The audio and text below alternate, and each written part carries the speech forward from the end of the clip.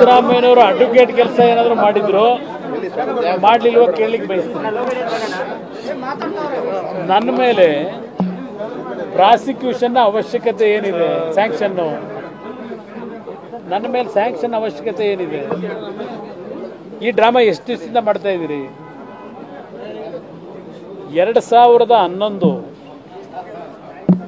ಅವತ್ತಿನ ಬಿಜೆಪಿಯ ಸರ್ಕಾರ ಆಡಳಿತದಲ್ಲಿ ಏನಿದ್ರು, ನಾನು ಮೈಸೂರಿನಲ್ಲೂ ಸಭೆಯಲ್ಲೇ ಹೇಳಿದ್ದೀನಿ, ಬಿಜೆಪಿ ಮತ್ತು ನಮ್ಮ ಸಂಘರ್ಷದ ಅವತ್ತಿನ ದಿನಗಳೇನಿದೆ 79 ಶಾಸಕರುಗಳನ್ನ ಇಟ್ಕೊಂಡಿದ್ದಂಥ ವಿರೋಧ ಪಕ್ಷದ ನಾಯಕನಿಗೆ ಒಂದೇ ಒಂದು ದಾಖಲೆನೇ ವಿಧಾನಸಭೆಯಲ್ಲಿ ಬಿಡುಗಡೆ ಮಾಡೋಕ್ಕಾಗಲಿಲ್ಲ.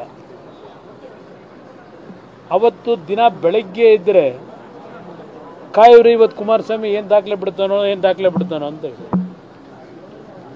ಅವತ್ತಿನ ನನ್ನ ರಾಜ್ಯದ ಕಾನೂನು ಬಾಹಿರ ಚಟುವಟಿಕೆಗಳಿಗೆ ಸಂಬಂಧಪಟ್ಟಾಗೆ 28 ಶಾಸಕರುಗಳನ್ನು ನಾವು ಇಟ್ಕೊಂಡು ಏನು ಹೋರಾಟ ಮಾಡೋದು JDS ಪಕ್ಷ, ಈ ರಾಜ್ಯದ ಸಂಪತ್ತನ್ನು ಉಳಿಸಬೇಕು ಅಂತ ಹೇಳಿ, ಅದರ ಪ್ರತಿಫಲ ನನಗೆ ದೊರಕಿತ್ತು. ಅವತ್ತಿನ ಸರ್ಕಾರದಲ್ಲಿ 4 ಕೇಸ್ಗಳನ್ನು ನನ್ನ ಮೇಲೆ ಹಾಕಿದ್ರು. ಅದು ಒಂದು ಭಾಗ. ಸಿದ್ದರಾಮಯ್ಯವ್ರಿಗೆ ಕೇಳಲಿಕ್ಕೆ ಬಯಸ್ತೀನಿ, ಕಾಂಗ್ರೆಸ್ ನಾಯಕರುಗಳಿಗೆ ಕೇಳಲಿಕ್ಕೆ ಬಯಸ್ತೀನಿ. ಈಗ ಸಿದ್ದರಾಮಯ್ಯವ್ರ ಮೇಲೆ ನೆನ್ನೆ ಜಸ್ಟ್ ಒಂದು ಗವರ್ನರ್ ಅವರಿಂದ, ಸಂವಿಧಾನದ ಹೆಡ್ ಅವರು ಯಾವೊಂದು ಪ್ರಾಸಿಕ್ಯೂಷನ್ಗೆ ಸ್ಯಾಂಕ್ಷನ್ ಕೊಟ್ಟಿದ್ದಾರೆ ಅಂತ ಹೇಳಿ, ಪ್ರಾಸಿಕ್ಯೂಷನ್ಗೂ ಅಲ್ಲ ತನಿಖೆ ಮಾಡಲಿಕ್ಕೆ ಕೊಟ್ಟಿರ್ತಕ್ಕಂಥದ್ದಕ್ಕೆ ನಿನ್ನೆಯಿಂದ ಏನೋ ರಾಜ್ಯದೊಳಗೆ ಸಂವಿಧಾನದ ಬಿಕ್ಕಟ್ಟು, ರಾಜ್ಯ ಸರ್ಕಾರ ಅಸ್ಥಿರಗೊಳಿಸೋದು ನಡೆಸ್ತಾ ಇದ್ದಾರಲ್ಲ ಪ್ರತಿಭಟನೆ, ಪಾರ್ಲಿಮೆಂಟ್ನಲ್ಲಿ ನಡೆಸಿದಾರಲ್ಲ, ಸಂವಿಧಾನವನ್ನು ಸರ್ವನಾಶ ಮಾಡಿಕೊಟ್ಬಿಟ್ಟವ್ರೆ ಬಿಜೆಪಿಯವರು. ಓದ್ತೊಳಕ್ಕೆ ಬಂದ್ರಲ್ಲಪ್ಪ ಸಂವಿಧಾನದ ಬುಕ್ ಹಿಡ್ಕೊಂಡು ಪಾರ್ಲಿಮೆಂಟ್ಗೆ, ಕೆಂಪು ಕಿಟ್ಟು ಇದೆ ಸಂವಿಧಾನದ ರಕ್ಷಣೆ. ನೆನೆಯಿಂದ ಪ್ರಾರಂಭ ಮಾಡಿದಿರಲ್ಲ.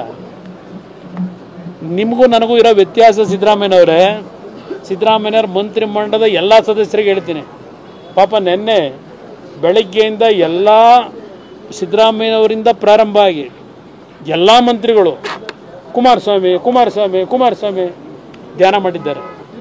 ಅಂದರೆ ನವೆಂಬರ್ ತಿಂಗಳಿನಲ್ಲಿ ಕುಮಾರಸ್ವಾಮಿ ಮೇಲೆ ನಾವು ಗವರ್ನರ್ ಮುಂದೆ ಒಂದು ಪ್ರಾಸಿಕ್ಯೂಷನ್ಗೆ ಸ್ಯಾಂಕ್ಷನ್ಗೆ ಕಳಿಸಿದ್ದೀವಿ ಅಂತ. ಯಾರು ಕಳಿಸಿದ್ದದು?